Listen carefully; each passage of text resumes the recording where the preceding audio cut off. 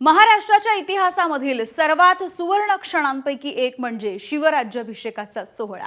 हिंदवी स्वराज्याची स्थापना करून जनतेच्या कल्याणासाठी आयुष्य वेचणाऱ्या शिवरायांचा राज्याभिषेक हा 6 जून 1674 रोजी रायगडावरती अत्यंत दिमाखात पार पडला आणि हाच दिवस शिवराज्याभिषेक दिन उत्साहात दरवर्षी साजरा होतो। हिंदवी स्वराज्याचे संस्थापक छत्रपती शिवाजी महाराज यांचा 352वा शिवराज्याभिषेकाचा सोहळा आज किल्ले रायगडावरती साजरा झाला।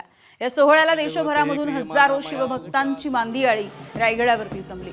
किल्ले रायगडावरती शिवमय असं वातावरण झालेलं होतं आणि अवघा रायगड हा महाराजांच्या जय जयकारानं दुमदुमून गेला।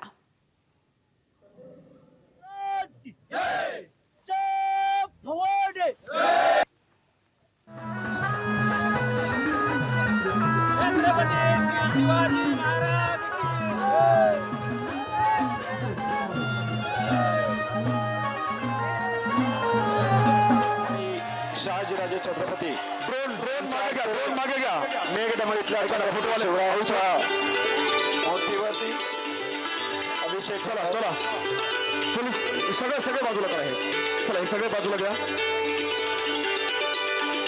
मेघडमळीतील मुख्य मूर्तीवर कोल्हापूरच्या नवीन राजवाड्यामध्ये देखील शिवराज्याभिषेकाचा सोहळा आज पार पडलाय आणि सकाळी 8 वाजता या सोहळ्याला सुरुवात झाली होती। सुरुवातीला पोलीस बँडनं नवीन राजवाड्याच्या बाहेर सलामी दिली आणि त्यानंतर यशराज राजे छत्रपतींनी शिवरायांच्या सोन्याच्या मूर्तीचा अभिषेकही केला।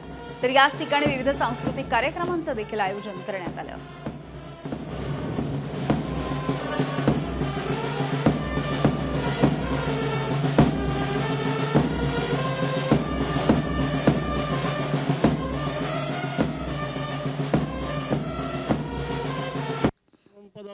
सदा पश्यन्ति सूर्या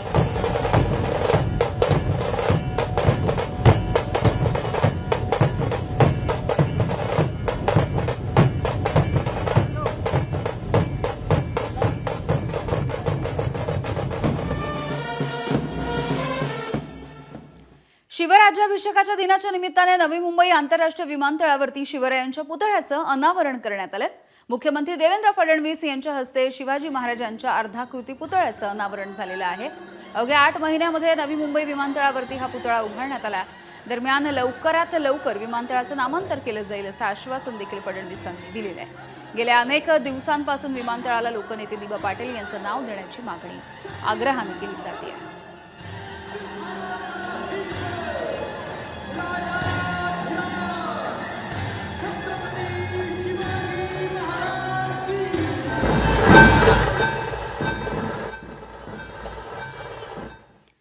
छत्रपती संभाजीनगरमध्ये देखील भव्य अशा शिवराज्याभिषेकाच्या सोहळ्याचं आयोजन करण्यात आलं आणि या सोहळ्यासाठी अंबादास दानवे हे देखील उपस्थित होते।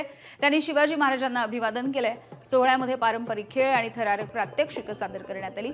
विशेष म्हणजे आमदार दानवे यांनी देखील तलवार हातात घेऊन प्रात्यक्षिक सादर केलंय। तसंच पारंपरिक गाण्यांवरती त्यांनी ठेका देखील धरला।